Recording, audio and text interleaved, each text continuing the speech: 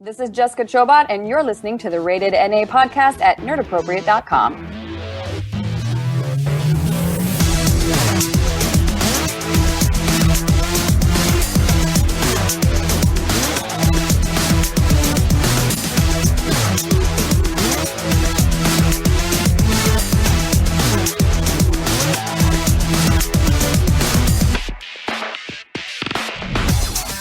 Welcome to episode 146 of the Rated NA podcast. We have a special episode today. We're actually joined by Jessica Chobot, who was one of our first early print interviews, who's finally on the show to come hang out with us. And it's just myself, Ash, and Scott is here today. Heyo. What's up? What's up, Scott? How's it going? It's going well. I'm tired today, man. I'm a little sleepy. I've had this this strange kind of like coffee cough thing going on, and I need to get rid of it before PAX approaches because I don't want to be patient zero again. You can't have the pox before PAX. I know. So I've been eating all sorts of chemicals and stuff to get better. I was really tired today too. I was actually stayed home like sick today, basically. And I made it to level 50 in Titanfall. There you just go. In time to get that achievement. So I regened. It's a good time to be sick. Yeah. Would you say that you had the Titanfall sickness? Yeah, I had the Titanfall drops.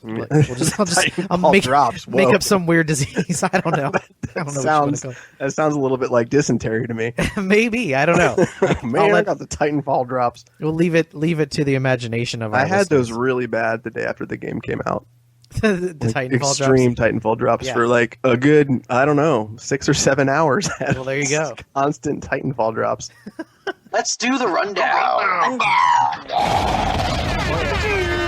So what are we doing on the show today?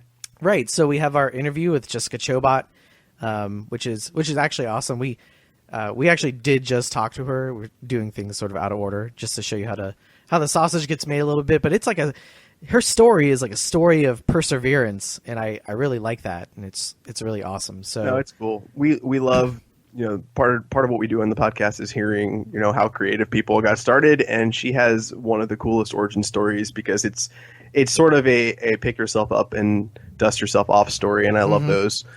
Because one thing in life that I love hearing from our guests is some of them have to overcome incredible challenges and incredible hurdles in order to get where they are. And it's just neat to see and hear, from the people themselves how they did it. So she has a really cool story. You'll like it. And she, of course, is hosting Nerdist News now. And she's also she wrote a game called Daylight, which is about to come out at the end of the month. So she's got a lot going on, which is cool, which you'll hear about in the interview. Absolutely. And this episode is brought to you by Audible. Audible.com is the premier provider of digital audiobooks. They have over 150,000 titles to choose from in every genre: romance, comedy, business, thrillers, more, my favorite genre. You can play your Audible titles on iPhone, Kindle, Android, and more than 500 devices for listening anytime, anywhere. And you can support us in getting a free audiobook for yourself by going to www.audibletrial.com/ratedNA. Get a free audiobook download and help with the podcast. And we appreciate Audible for their support and your support as well. Yeah, it's awesome. So definitely get a free book. Why not? Why not? Yeah. So Ash, briefly, before we go to the interview, what's going on, man? I'm getting ready for PAX, so starting to do setting up appointments and doing all that fun stuff. I'm really excited. We're getting a lot of emails now. They're coming in much faster. It's always fun. It's neat. When you get to be, I'm using finger quotes here, press for these things. You get emails from different companies and you set up appointments to go see them, and it's really exciting because you get to talk to all these developers and all these creatives that you really admire, and you also get to see things that you probably wouldn't normally get to see. So that to me is really exciting, and that's coming up very soon. So I'm kind of in this nervous state prior to PAX and trying to get everything all set. Other than that, what I've been playing, I played more Out There, and we've been talking about that for weeks, so I'm not going to talk about that more, but it's still great. Those folks will be out there at PAX. They'll be at PAX. I hope we get to talk to them. And I played the heck out of Titanfall. I'm still loving it. It's still so much fun. I'm only Gen 2 now, but I like prestiging in that game. And for some reason, it's forcing me to use different guns and different builds that I wasn't using the first time around. Yeah. And there's just so much variety. You can kind of kit yourself out any way that you want. So I'm really liking that. And let's say other than that, what did I start? I watched the pilot, The Arrow, which was actually pretty good. I liked it. Yeah, okay. I was actually pretty impressed with that. And no, other than that, man, I've just been super busy with work. What about yourself? I've been I played Titanfall, like you said. Yeah. I'm also playing the Zelda 3DS title, which is phenomenal, of course. Nice. I'm catching up on Star Wars: The Clone Wars, not because it's on Netflix now, but just because I remembered that the Blu-rays are sitting on my shelf and I just need to watch them. So nice. I'm almost through season 4, and then I have season 5 on Blu-ray, and then I'll pick up the final episodes on Netflix. So I'm excited about that. Watching the Cosmos. Have we even talked about the Cosmos yet on this show? Not really. I think we need to devote an episode to it. I think we will. I mean, it's phenomenal. If you'd ever watched the original Carl Sagan version, it's magical in so many different ways, and it's got an amazing 70s aesthetic, and they kind of bring some of that forward into the new Cosmos with Neil deGrasse Tyson. And I think a lot of people would be surprised to know that it's executive produced by Seth MacFarlane, from Family Guy. So yeah, and so he's not all just dick jokes. There's more there. Yeah. I think if anyone's going to be able to bring back some of the classics, it's going to be him. So I think it's cool that he's a part of that, and it's a good series. It's been like 3 or 4 episodes, and they're pretty good. So Awesome. Yeah, my wife and I are enjoying that. So I think in a nutshell, that's pretty much it. Just been working. Otherwise, busy times, man. Busy times. Well, let's go ahead and let the listeners listen to this chat with Jessica Chobot, and we talk about a lot of Mass Effect stuff too for our Mass Effect fans, and then we'll be back and wrap stuff up.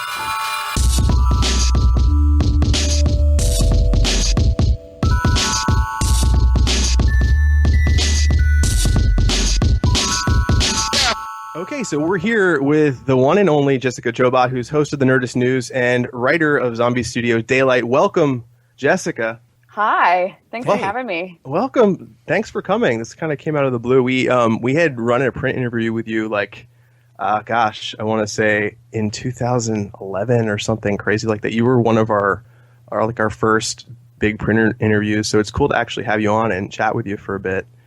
So how's it going? How's everything been? Oh, it's good. It's crazy, but it's good. And it's just, it's kind of like personal life and work life, like nothing is slowing down, and I'm absolutely exhausted, but very, very happy and satisfied. Yeah, exhausted can be good. So you just got back from the Call of Duty World Championships, right? I think I just saw that you were there. How was that? What is that like? Is it like a total testosterone fest, or is it? Not really. I mean, it's like any other kind of gaming event that you've been to, in the sense that, obviously there's more guys there than women, but I wouldn't say that it's like a testosterone fest. Like, I mean, when I think of testosterone fest, I think of, like Affliction t-shirts, and it definitely was not that. But and it had a pretty decent turnout, it was just the stage looked great. I was working most of the time, so I didn't get to wander around too much, but I got to catch the matches, and especially the finale, the final one.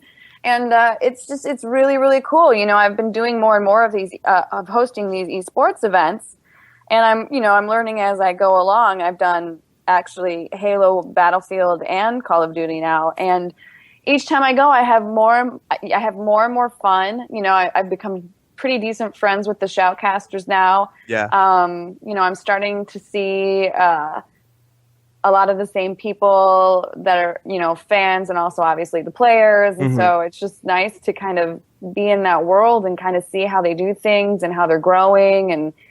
And actually so yesterday, it's super big. Ridiculous. And it's really well done, really well put on. The fan base is just ridiculously enthusiastic. And like now that I've actually, especially with the Call of Duty guys, because I for the final, I was watching Complexity, and they were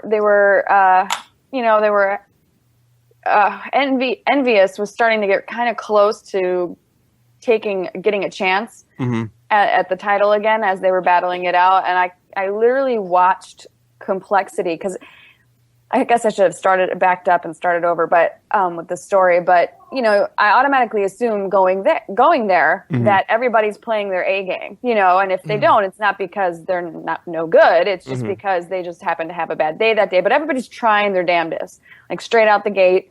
Nobody's holding back. And I literally, not that complexity was holding back, but I literally could watch them ratchet their game up, their like skill level up. Like they were playing really, really well. Like really tactical. That's amazing. And then really Envious got kind of close to tying it up.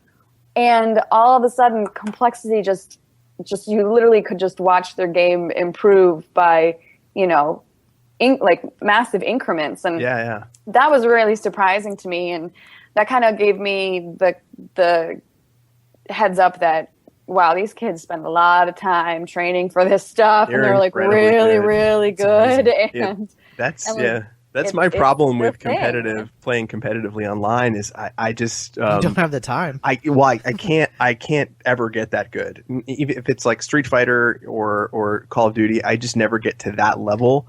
So I tend think you could if you had the time and maybe the patience. For me, neither of those things. I've never been blessed with either of them. And I have slow hands too. Slow hands is a curse. Actually, I was talking to Golden Boy about what he thought some cool little tips and tricks are for people that are trying to get in competitive gaming, and he had a whole bunch of great advice. But the thing that stuck out to me, which also kind of reminded me as to why I suck at competitive gaming, and not only just gaming, but specifically shooters, how I'm really bad at them, is that it helps to think three-dimensionally instead of like one-dimensionally. And by that, he means like think tactically, I guess, if that's a word. Mm-hmm. And, like kind of try to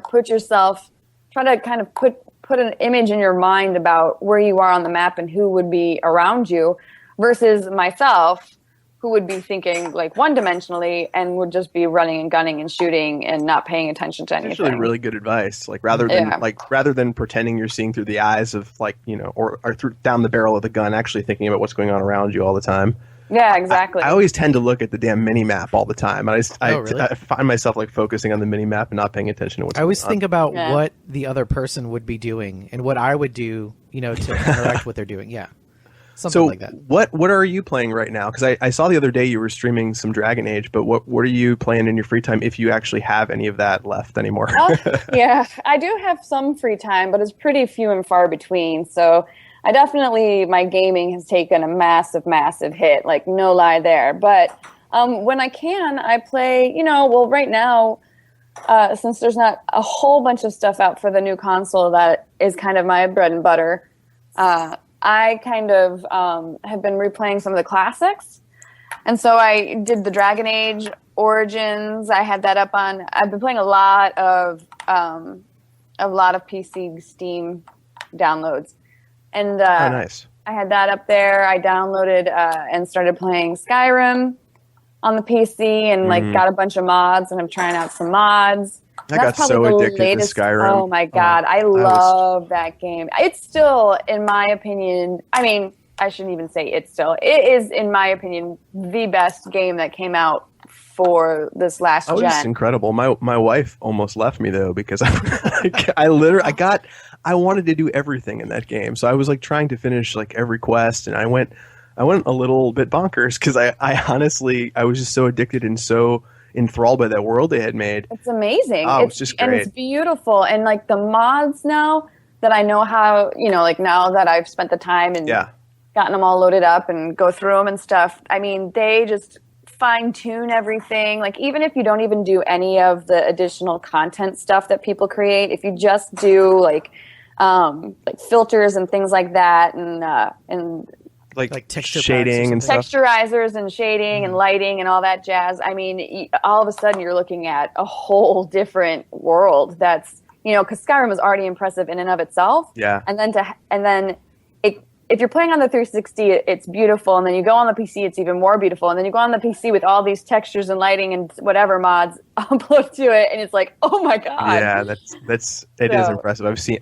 My computer right now isn't powerful enough to actually run it with all those bells and whistles. But I'm so tempted to upgrade for Elder Scrolls Online. Are you going to do that, you think? Oh, yeah. I actually have been playing part of the beta. Ooh. So, what race and class did you do?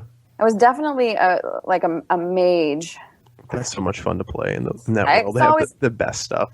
Well, and it's always my default, too. And in fact, for Skyrim now, when I restarted doing the PC one and I had to roll a new character, I was like, okay, I'm not going to do mage class. I always default to mage class. I'm going to do, one-hand sword. I'm going to go in with a one-hand sword and eventually grab a shield and, battle, build that up. Yeah. Like warrior style. Yeah, that's a lot of fun. And then you start in, and then you're like, well, one health spell won't kill me. Exactly right. Like, oh, well, I really do like fire, and this book is just laying here.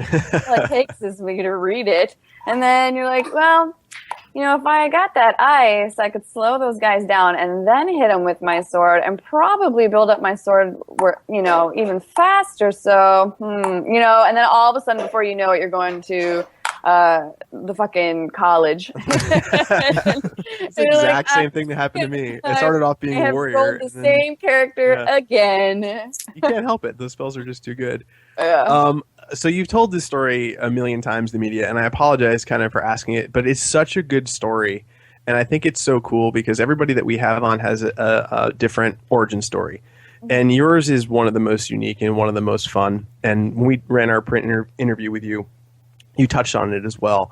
But in just, a paragraph or two, how the heck did you stumble into this industry? Because it is, I know the answer, but I want our listeners to know because it is really cool. And it kind of gives people a glimmer of hope.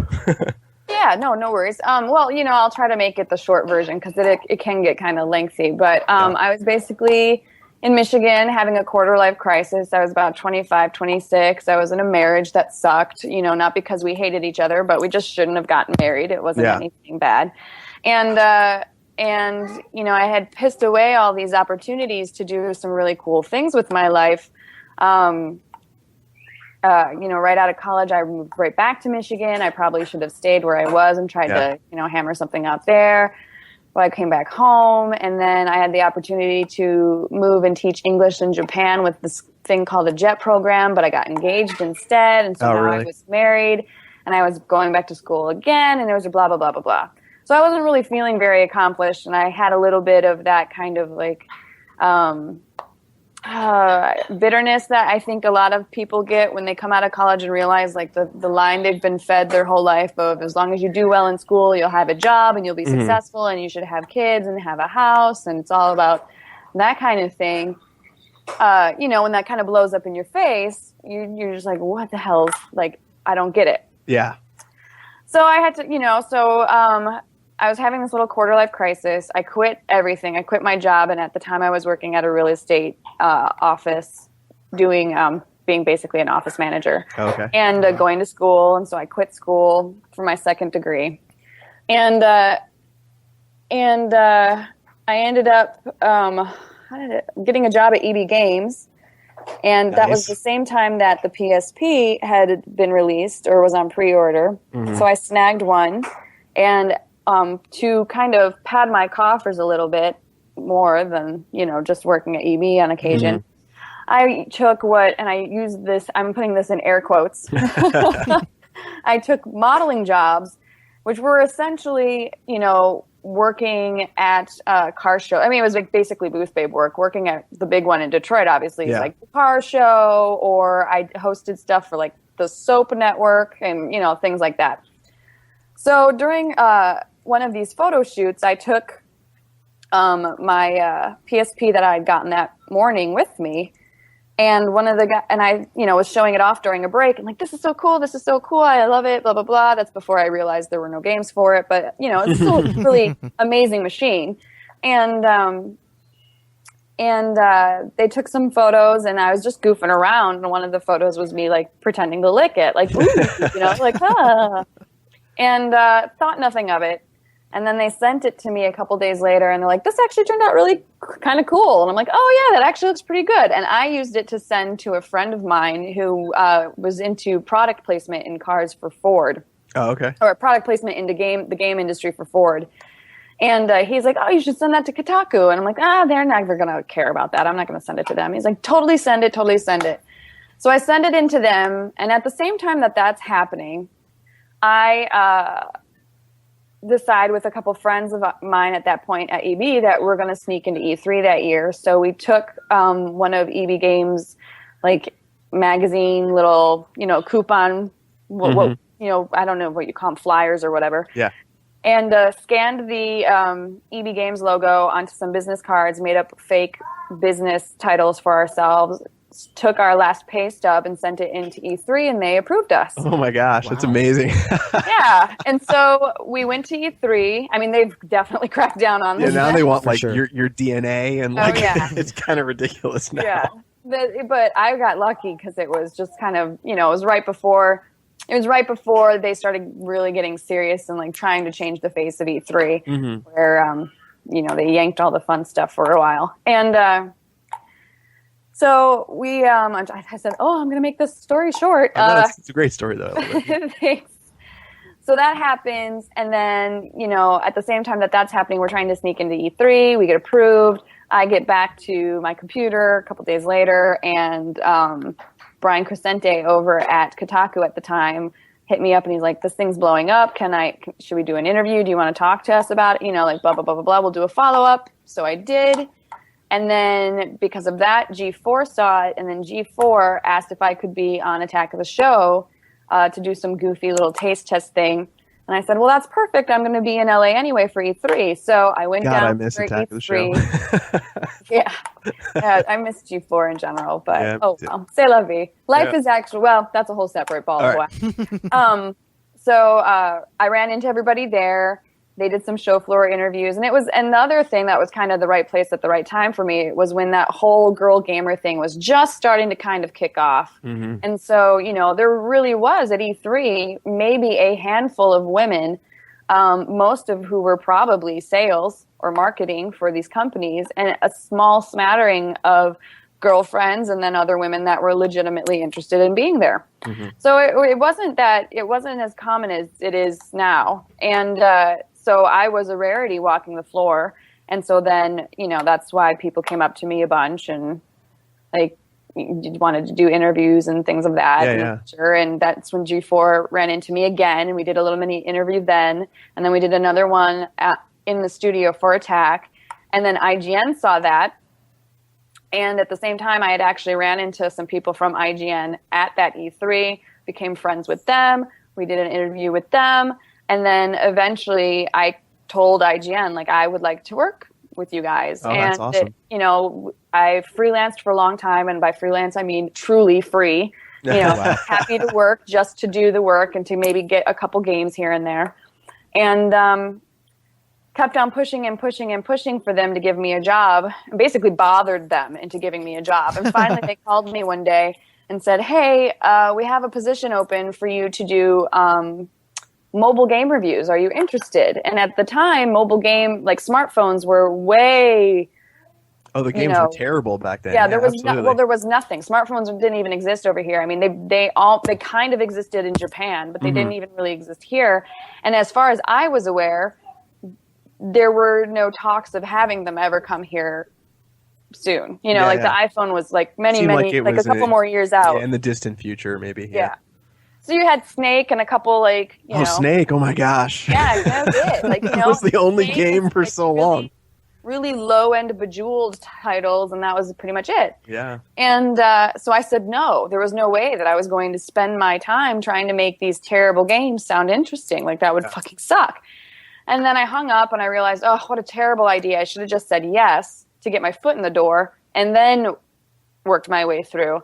So I called back about 30 minutes later, trying not to look too desperate. And I was like, I've been giving it some thought, and I've decided I'd like to introduce that conversation about coming down and being a editor for mobile games. And they're like, nope, sorry, the position's gone. Oh, it's shit. Hung up on me.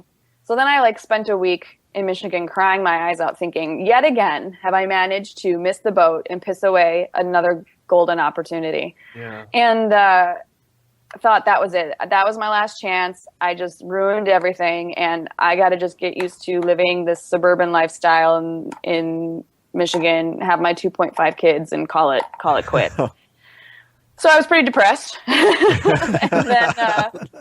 And then at the end of the week, IGN called me back. Somebody else from IGN called me back and said, hey, we're launching a video department and we need a host. Would you be interested in hosting? I'm like, yep, sounds great. I hate being on camera. I didn't want to be on camera. I wanted to be an editor, but I was not about to tell them that because I was not going to do this again to myself. And I said, nope, sounds wonderful. I'd love to be in it. Right, anything. And they're like, well, you're going to have to move out here. And I said, yeah, I know. Okay, sign me up. And they're like, yeah, you got a husband. I'm like, yeah, I know. Don't worry about it. And basically then went to my husband and said, listen, we both know this isn't working. You can make me stay here. And, because I'm your wife and it'd be ridiculous, for if I just left. I'm like, so, I could stay here, but chances are, let's be honest, we'll probably divorce. Or I can leave. Mm-hmm. Try and start this new life out in California, and we can decide if you want to move out and what we should do. Mm-hmm. And it sounds really weird to say that now, but you got to also remember too that that's right when like the housing market crash was starting. My husband was a real estate agent. I was working in real estate. Oh. So we pretty much could see the forest for the trees that not only was our marriage in and of itself kind of not awesome, but now we're going to have the added stress of, no income and like struggling while Michigan and the rest of the country starts shutting down. And this was a chance to go out to LA in an industry that wasn't going to be that terribly affected the way that the housing market was. And so maybe we would have an actual shot to new survive. New beginning. So there was that as well. And it's funny, like everybody thinks, oh, well, she's in LA, it's this, that, it's hunky-dory. Well, for many, many years, I was in massive amounts of debt because of the fact that the market crashed on us so bad. I actually had to foreclose on a house we owned. Ooh, that's rough. So and then the divorce debt in and of itself, and then my school loans. And so, I definitely for a long time, even after I moved out to LA, struggled with trying to keep up with the bills. But so I moved out here. He agreed. I moved out here for 4 months. I was out here and we decided, no, this isn't working. We're going to split. So we split very amicably. That's good. And from that point on, I've just been I was doing IGN, and then IGN led to G4, and then G4 led to Nerdist. And then awesome. Now it's Nerdist and freelance stuff. So it's all kind of worked out. Let's talk about Nerdist, and then we'll jump on over to Mass Effect. But so Nerdist News has gone daily. Mm-hmm. Whose idea was Nerdist News, and how did they kind of approach you to host this gig? Because first of all, I love it. It's short. It's funny as hell. My favorite part is the unscripted stuff at the end where you guys just goof off. Yeah, we like doing that. I absolutely love that. It cracks me up. At the end of every day, we're like, oh, what's our out? Yeah, right. It's so funny. So how did Nerdist News come about? Well, I'm not sure whose idea it was over at the office. I'm going to assume it was probably a group idea, Hardwick and Seth and Mike, because Mike Shaw actually used to work at G4. In fact, there's a decent amount of people from G4 over at Nerdist, and I had worked on Course for the Force with Seth and the Nerdist team last year, and that's when they mentioned they were going to start up a new show, and I pretty much begged him, please do not start up the show without reaching out to me first and letting me have a shot at it, because I'd really love to do something like that. And he's like, yeah, and he's like, yeah, we'll definitely reach out. And then a couple months passed, and I thought they'd forgotten about me. And then out of the blue, I got an email from Seth saying, okay, well, we're ready to shoot. Do you want to come in? Let's try this. And then so we came in, and it worked out great. It was a perfect fit. All of us, the team gets along awesomely. It's kind of, the vibe reminds me a lot of where I started when I started at IGN 6-7 years ago, where it was, Nerdist, it's growing, it's getting bigger and bigger. We've got a lot of talent behind it, but it's still relatively new. And the freedom of that, though, is that there's kind of this Wild West atmosphere where not anything goes, but you can get away with a lot more, and there's more personality, and people are excited. And there isn't a daily grind. Yeah. How big is the team? So much fun. How big is the team that does the news every day? Oh, well, let's see, 1, 2, 3, 4, 5. I mean, there's at least 6 or 7 people. Yeah, like about four of those people are writers. There's one camera guy who does audio as well and edits. Wow. There's myself, and there's our producer, Mike, our executive producer. That's awesome. And that's kind of the jam, and then we get guests, like Malik is now starting to get on camera for Games News, and Dan Casey's starting to get on camera with the pull list on Wednesdays. And yeah, so we're getting more and more people from the Nerdist behind the scenes involved in front of the camera as well. So I just think it's like a really fun, I know saying family atmosphere is so cheesy, but like if you've got the most fun, dysfunctional fun family atmosphere, you can always tell, like, as a viewer, you can tell when the energy is like kind of genuine. And like you can tell you guys are actually having fun and you're enjoying what you're doing. Like totally. you can tell. So it's nice to see, and it's great because it's a quick little blast of news and information, and you go over the information that it's daily. So I mean, it has to be very fresh. I'm assuming like your writers and your producer have to like be scanning the internet constantly for new details and new information. And then, putting it out there every morning is probably pretty challenging. But I think it's awesome. It's a nice little fun news blast, and I really enjoy it. It cracks me up. So I think you guys do a great job. Thank you so much. Yeah, my favorite part about it is the humor.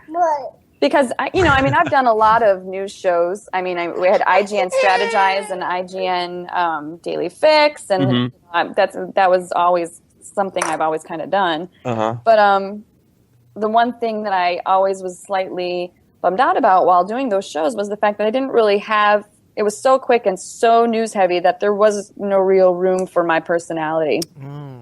Yeah, I think you just danced the other day. I don't know what you shimmied off camera at the end.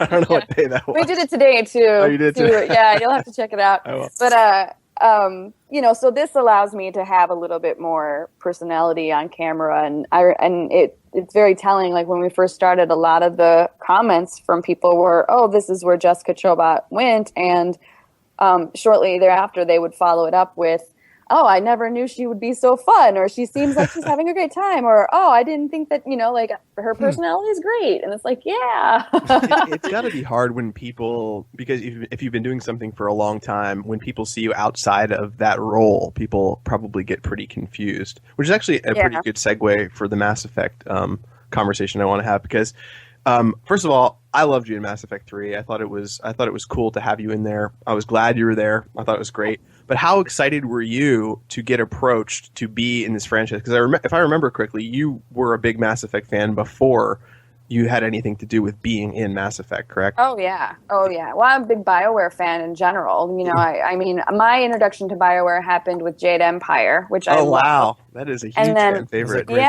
Yep, it's a great game. And then after that, I really loved Dragon Age Origins, and then Mass Effect, and that whole series. And so I was really, really ridiculously stoked when I got that email saying, "Hey, we were wondering if you'd be interested in being kind of like a guest personality character in Mass Effect 3. And I remember opening the email, reading it over like 3 or 4 times. Like, to like, are you what? serious? Are you serious? And then eventually when it sunk in, and I checked to make sure it wasn't like a hoax, checked you want me to make do sure what? The email was legit. Yeah. That I was in IGN at the time. I literally jumped out of my desk or out of my chair at my desk and started like screaming and running around the office. Yeah, running ridiculous. In circles around the office, just like, "Oh my God!" Yeah, that's the ultimate honor, just to be. Because totally. First of all, that trilogy. Let me just gush for a second here. I still consider I've been playing games for a really long time, but Mass Effect 2 is still one of my favorite games. I think ever. I mean, there's just something really brilliant about that game and really about that franchise. So for them to ask you to be a part of that universe that they created is just such a huge honor, you know? Oh, I know. I mean, it's a milestone in video game development, in my opinion. Oh, absolutely. You know, and it's one of those games that I think in 10, 15 years, like the way that we talk about Street Fighter, or the way that we talk about Legend of Zelda, you know, we potentially will be talking about Mass Effect series that way. Mm-hmm. And I was hugely, hugely honored and terrified and excited and just stoked.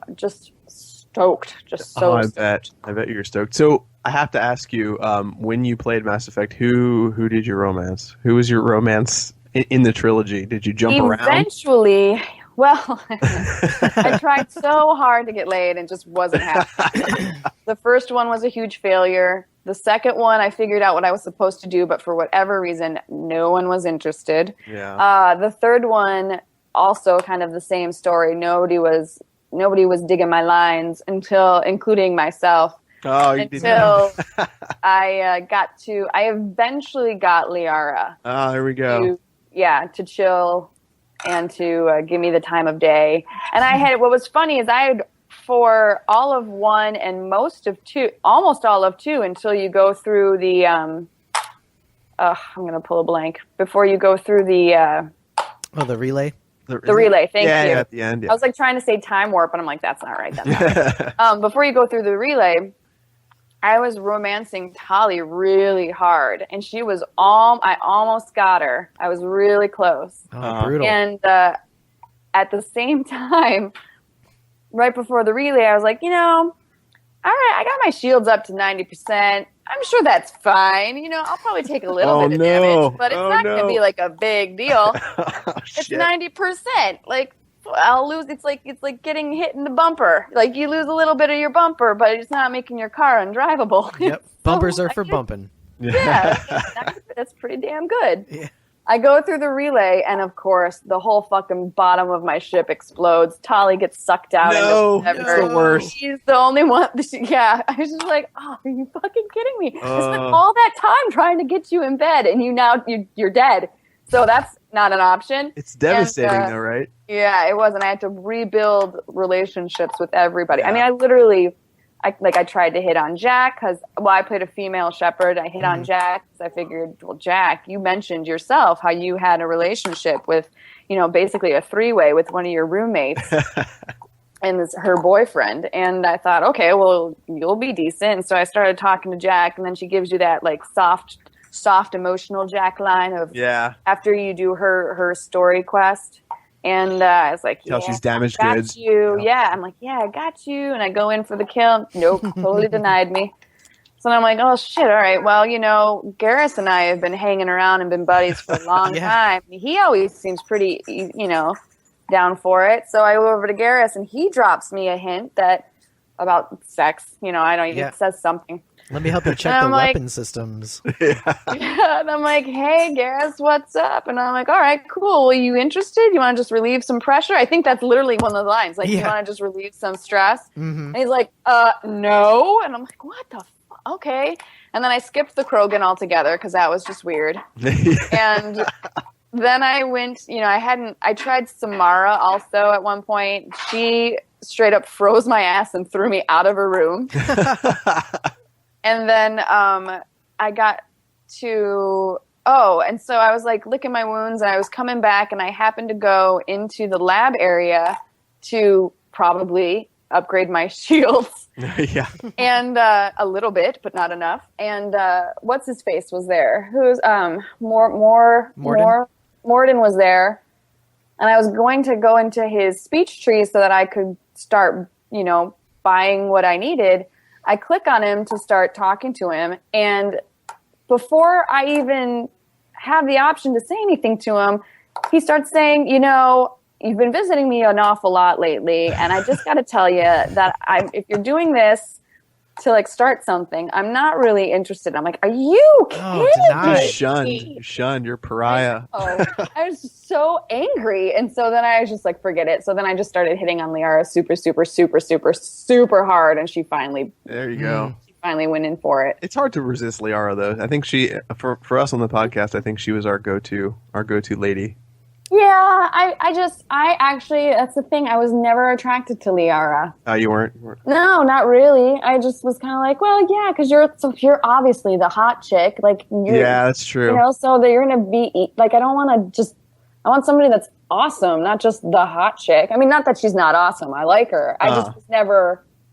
It was too obvious that she was going to be one of your romantic options. Yeah. And it was so obvious that I kind of just, it actually turned me off of trying to go after her. Mm-hmm. And then I literally went after her at the last second because she was my only one left. That's amazing. So did you ever romance yourself, or did you ever watch a video of your character being romanced? Was it weird? Yes, it was very weird. In fact, watching my character, even just talking to my character, freaked me out. Because they mocapped you, right? Didn't they mocap you? No, it wasn't mocap. Oh, it wasn't? Okay. My face. They did a face scan. Oh, did they? Okay. But that was it. And I think they just put me, if I remember correctly, kind of just like a standard general body. Oh, and I didn't really, aside from the cutscenes where there's some interaction there, like if you go and visit me in my area of the ship, like there's no real specific. But how cool is it that you have a fucking area of the ship?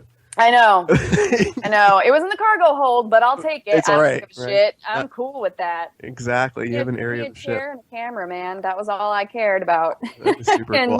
I can't wait to see like what is next from that franchise, because I know they're working on something. They haven't said really anything what it is yet. Well, I think they left and said Shepard's story is over. I'm sure it'll show up. I'm sure the aspects of Shepard will show up here and there as kind of little Easter eggs, but they've got an entire universe literally to work with. Know. So I think I just can't wait. I think it's going to be amazing, and especially really with the new systems, a new console, and the way that everything's working on them and how interactive it is. I think we'll really end up with something just amazeballs. Like I've always said, the one thing I've always wanted, especially with the Xbox, is if I can use my hands or voice command to access that star map on my own, kind of like you would as a spaceship, that would be amazing. That'd be such a good idea. Yeah, absolutely. Yeah. Or if the ship itself responds to my voice commands.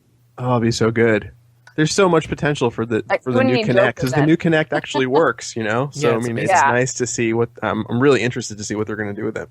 Yeah, the Kinect, so far, we have both the PS4 and the Xbox One. Oh, and we've got, I'm going to throw it out there, a Wii U. Oh, poor Wii U. Oh, man. But I have had it, I never really used the Kinect. We had a Kinect. I never really used it that much with the 360. But the way that it's been working lately with this Xbox One, it's just amazing. Yeah. I like it a lot. I'm really impressed. I didn't use my 360's Kinect at all that much either, and now I'm using it all the time just to get super lazy and navigate like Hulu, go here. And, it's legitimately helpful for me because every morning I wake up, like this is my routine. Kid starts crying, I wake up, I go and I make him a bottle, and as I'm carrying him and feeding him, I say Xbox on, it turns on, I say go to Blu-ray player, it plays his Blu-ray, and then we sit there and watch, Baby Einstein for about till he's done eating. And then, then I can change the channels and play with him at the same time. And he actually tries to command the Xbox now by himself. He doesn't speak anything. He just babbles, baby babble. But tries to control the Xbox. He knows. One. He knows. That is so cool. He'll look right at it and start going, da-da-da-da. Yeah. But look who his parents are. That's a good point. If this kid isn't in Call of Duty matches in 10, 15 years, exactly. We're doing something wrong. Yeah, for real. You're doing it with the Project Morpheus, though, this time, with the VR headsets and everything. Gosh, that stuff scares me. Does it? What do you think? The Oculus, how do I want to put this? The Oculus is cool and it's fun and it's neat to be able to see things in that dimension. I'm sure there's amazing plans created by people much smarter than myself and more creative than myself for gameplay. And when that happens, that'll be awesome. As of right now, it still seems a little shticky to me, the same way that 3D glasses in everyone's homes were going to be. Yeah. I'm with you there. So I'm a little hesitant, but, I definitely can see the appeal. And the only other thing that I would say makes me a little bit hesitant, besides the fact that it seems a bit sticky, is when I played it, I also got pretty sick. Oh, I got super sick for sure. Yeah. And I don't know how, even with my 3DS, which I love, I don't ever play anything in 3D because I get sick. Oh, really? So, yeah, it just, I can last about 5 minutes before my eyes start to hurt. So, oh, yeah. And you have to hold it a specific way, too, to get the 3D. Mm-hmm. Yeah. So, I think the technology will eventually get there, and I think it'll get there in a way that will make it legitimately worthwhile. I just don't know if that stuff is there yet. From what I've seen of the Oculus, it looks really good, but I think some things need to be fine-tuned. Yeah. And once they are, I think there's a 50-50 shot that it'll either take off or it won't. Well, it's also hard to be in any sort of social situation when you have like a fucking boombox on your head. Yeah. You know what I mean? Like you can't hang out with your family or your friends. And you're like, just don't talk to me for a while. I have this giant monstrosity on my head. It kind of alienates you a little bit, but it's definitely a solo gaming experience. Yeah. Mm-hmm. Be great for pornography.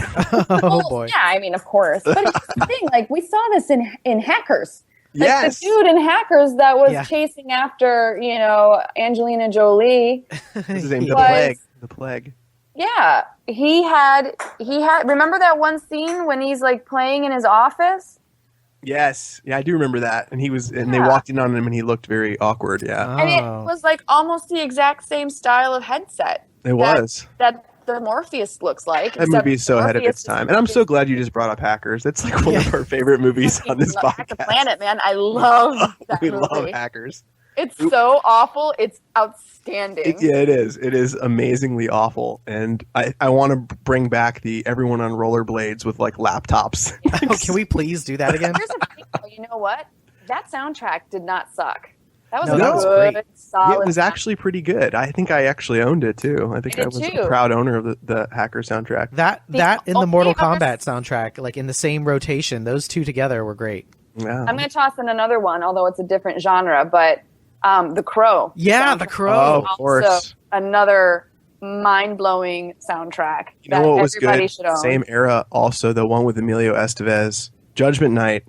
I didn't hear that one. Oh, Judgment Night is a classic because it's all like horrible early 90s hip hop and horrible early 90s metal like mashup. It's like it was a classic, at least in my car when I was, that age. But speaking of VR, Scott brought up a good point in our notes here. We got to talk about Daylight before you get out of here because we're really excited for it. For our listeners that don't know exactly what Daylight is or what your role was on the game, just tell them about it briefly. Because when I discovered this, I thought it was super cool that you worked on this at all. Thanks. And I think it's neat because I also read the other day that it's using like the new Unreal Engine too? It is. That's crazy. And that was the big thing that we were. Not only is it using the Unreal Engine, but I also think that it has some integration with Twitch where you can actually live, like it'll ping your friends as to what it is you're doing at the time within the game. Something like that. I'd have to check and see. That was more on the developer side, so I don't know if they've actually worked out, but I'd have to double check and see. But my role in the game is I was the writer for Daylight, the story behind it, the character, the dialogue and all that jazz. And that's not to say like we didn't all work together because we were, when we started, a team of 6. Yeah. But and even once Atlas picked us up to publish it, we were still a very, very small team. Mm-hmm. But yeah, that was my role. I wrote out the history of where you are. I'm trying to figure out how to say this without giving too much away. No spoilers, yeah. I'm like someplace scary. Say someplace scary. I mean, well, everybody knows you're in a hospital. Mm-hmm. So I wrote the history of the hospital, the land on which the hospital has been built, the history to that, the history of the character, why it is that you are where you are, and it's all interconnected. And we actually came up with a pretty amazing, I think, decent background story and concept. So, it's a horror genre. I would call it an explorative point and click. It's very atmospheric. I love that kind of stuff. That's it's really kind fun. of me too. It reminds it's like a horrific mist kind of thing. Oh, that's really cool. Or like at the time when we first started it's when Slender Man and Amnesia had just come out, and I've always been a huge horror genre fan, but specifically 2 horror genre games that focus on kind of more Hitchcock elements. Okay. Versus like run and gun spook scares. Right. Kind of like where the genre was right then with things like but I mean like a Resident Evil where where the genre is now. Like it started a little bit scare with the original, and as it's progressed it's become kind of more and more of a shooter in a lot of ways. And so I wanted to kind of bring horror back to its roots and have it to be more a little bit of that kind of scary atmospheric vibe a la Amnesia. Kind of like more like a cerebral or thriller sort of. Exactly. Well, what's funny when you're mentioning this? We talked about this in the podcast. When I first played Gone Home, I played for like an hour and a half, and I hadn't read any reviews because I was like, I want to go into this fresh. And I was scared shitless playing Gone Home for the first hour and a half because I didn't know what was going to happen. I was turning on all the lights and just like looking around constantly, and everything was just moody. And I remember I was more scared playing that game. I don't want to spoil it for our listeners that haven't played it yet, than I was playing, a modern Resident Evil or anything like that. Because you see like tentacle creatures jump at you 1,000 times. You're just not. For me, that was the vibe I got from Dear Esther. I haven't played that actually. Oh, it's very good. It's a quick play. It's very much like you're not going to be doing anything. You're truly just exploring for the sake of story. And it's great. And It's very creepy and it's very scary. I mean, and then the ending kind of, the one thing about Gone Home that I kind of was like, oh, well, all right, was the fact that I had gone into it thinking it was going to be a horror genre game. I got the vibe that it was going to be one from playing the game. And then when I got close to the ending, I actually had pretty much guessed at that point what the ending actually was. Yeah, I think I guessed like about half an hour maybe before it was over. I was like, oh, okay. And then but then it kind of bummed me out because by that point, I had worked myself up into such a tizzy about what is it that's going to come get me that when I realized what's going to actually happen, I was kind of disappointed. Yeah. There was no real. So I thought I thought that I definitely thought that the premise was amazing on it. I really liked how do I want to put it? While I was bummed out that I didn't get what I wanted at the ending, I appreciate what they did at the ending because they tricked me, which is really something I wasn't expecting. So like I was butthurt about it, but at the same time I was like, oh, good one on you guys. Yeah, it's odd to play a game and then have the genre get switched on you when you're almost done with the game. You're like, oh shit, I wasn't playing that game that I thought I was playing the whole time. I was playing something else. Exactly. So it was really cool. So that one while I might not think while I wanted something more because I wanted to have what I wanted to have, at the same time I'm like, you guys, okay, good one on you guys. That was really well played. Cool. So anyway, that's the point of Daylight, is that it's kind of gonna be more along those lines, those kind of explorative games. Very story driven.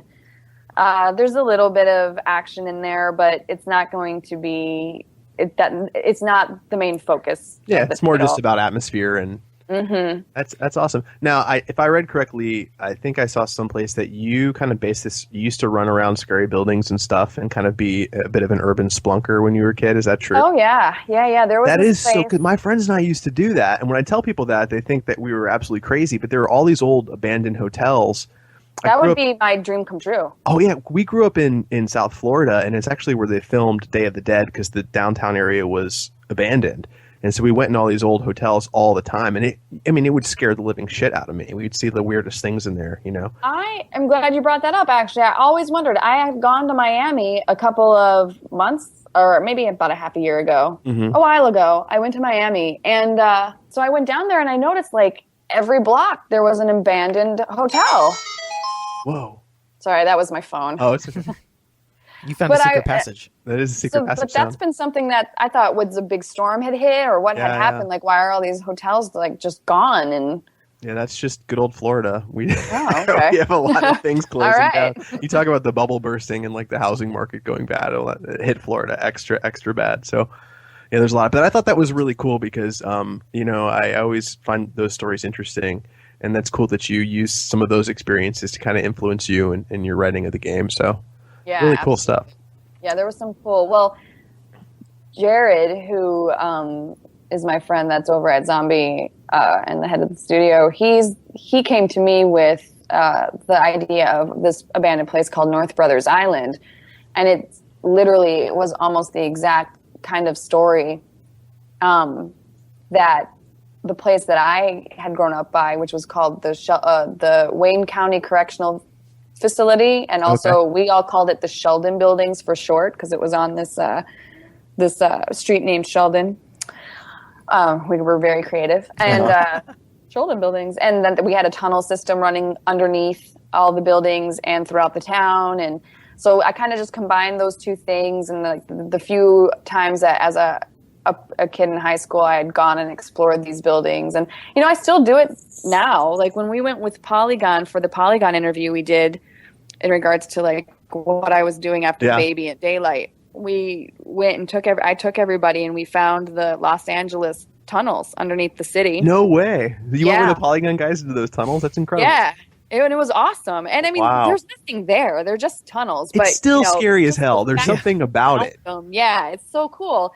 And there's this great website. So my big thing is there's all these really awesome abandoned towns and weird buildings and haunted, places in and around where I live here in LA. And I am going to go hit up every one of them. In fact, I'm trying to get one of my friends over at Nerdist to go with me to this place, that's so awesome. Enchanted Forest in Pasadena. I think I've actually heard of this. I know. I totally want to go. I've heard of Enchanted Forest. I'm going to try and go so there. Awesome. That's so cool that you're still into it. So we're going to start wrapping things up. But when we did our print interview with you many years ago, we have a signature question. And the question was, what's your secret nerdy hobby or passion? Do you remember what your answer was? Because it was actually pretty fun. I'm going to guess that I probably said K-dramas. Yes, exactly. That's exactly what you said. That is amazing that you remembered that.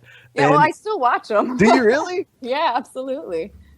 Are they on in LA a lot? Like, are they actually airing? I actually watch them online. Crunchyroll has some of them available, but there's actually an app and a site called Drama Fever, which almost exclusively focuses on K-dramas and Latin dramas. And so Drama Fever has such a larger selection, and they update their site a little faster for it. So I just go to them now and I just watch. Like I'll get hooked and watch one obsessively. Awesome. So is that still your answer for your secret nerdy hobby or passion? I can't. Yeah, I think it is. It's still a good answer. It's a good one. It's the one that survived the longest. Like I go through phases where I'll get really into something for like however many years, but eventually I find that it starts cycling itself around, and so I get kind of turned off. But for whatever reason, even with the storylines being usually the same storyline, just different people, I just can't get enough of the K-dramas. I always end up going back to it. And then I guess my other nerdy hobby, which I never really thought of it as a nerdy hobby, but I suppose it fits into that mix. Is the fact that I'm so obsessed with like hauntings and weird stuff and conspiracy theories and all that jazz. So I guess I'd toss that into the mix as well. Excellent. Well, we're almost out of time, and I know you have to take off. So where are you available on the internet for people to find? You can always look for Nerdist News with Jessica Chobot. That'll always pop up on YouTube and at Nerdist.com. And, for the other stuff, like all my freelance stuff, it's kind of here and there, but usually it's for Microsoft, and you can usually find that. Like right now, Call of Duty's on the dashboard, and I know that they're going to be eventually having it on demand.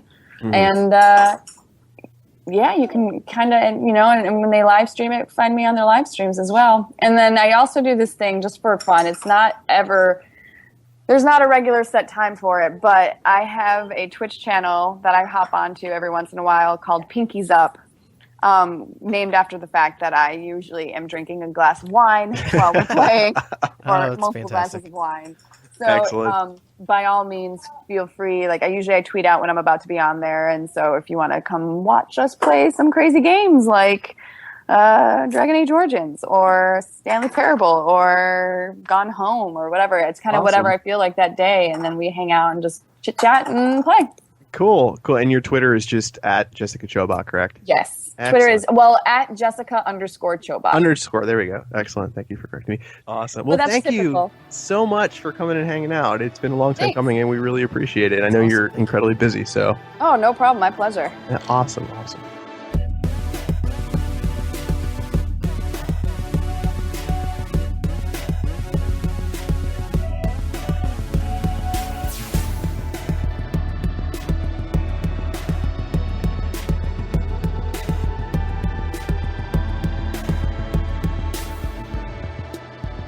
Okay, so that was our chat with Jessica Chobot, who is just awesome. She's just awesome. She was a great guest. She was, very, very open. I love when guests come on and they're just like, just tell their damn story, and it's a good story. It's like we were talking to a friend about about games and stuff, about like hanging out, like doing creepy stuff. And I had only really run into her a couple times on like con floors, and she was always really super cool to me. Just by me saying, I see you on the TV, and but she's always very, very nice, and it was cool to have her on. And she's really busy, so it was nice of her to donate her time to us. Other stuff, definitely keep an eye out for Daylight. Even if you're just eager to check out that new Unreal Engine, it's going to be one of the first games that actually utilizes that engine. So check it out. It's going to be pretty nice to look at. And tune into Nerdist News, because Nerdist News, I genuinely do think it's a great little news show. A couple minutes every day. It gives you kind of the highlights of what's going on in the world of nerdery. I kind of wish we had thought of it first, but we're always late. We're like, let's start a podcast. That's new and cutting edge. I don't know that we'd be able to do one every single day. I could do it every day. I just talk about what I ate for lunch. Oh, really exciting, newsworthy, stuff. Yeah. What I ate for lunch, like what I'm thinking about. Like I'm tired. Yeah, my belly hurts. 200,000 hits. How did that happen? This is amazing. How does this? Yeah, I'm breaking the internet. No, but big thanks to Jessica for coming out. And that's about it. So you can find us, and that's at Nerd Appropriate. So please subscribe to our Twitter feed. We're on there all the time. You can email us directly, and that is Ash, Matt, and Hillary with one L at nerdappropriate.com. And Scott at nerdappropriate.com. Scott, did I forget you? Yeah, you sure I'm sorry. I'm sorry. I was thinking ahead of what the Facebook link. What the Facebook link was. I always forget the Facebook link, so I was thinking of that. I bet it's /nerdappropriate. It is. You read my mind. So the Facebook link is /nerdappropriate.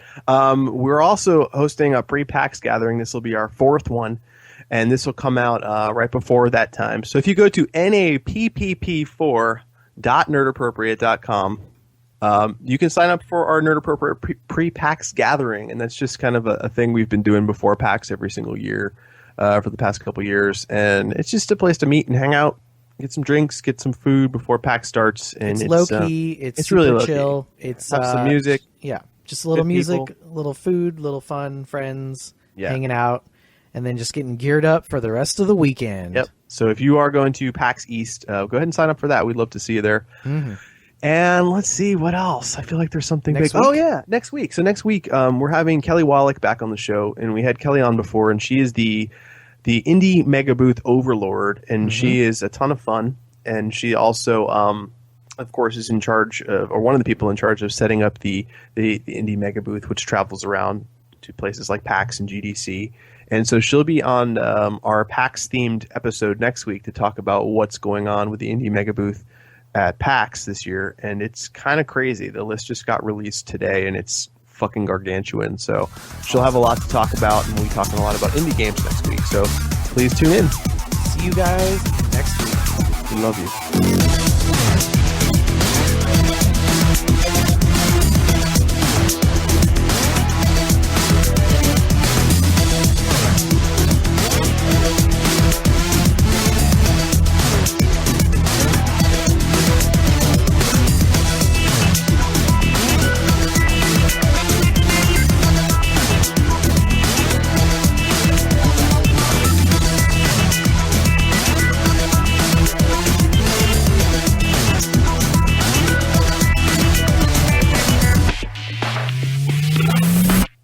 here we go. In 5, 4. I like to do that just because it makes Matt so fucking angry. You can actually, I mean, you could do, I don't know why. I mean, I can punch it in anywhere, but you can go like 3, 2, 1 and then start talking again. But yeah, I whatever. Yeah. So in 5, 4,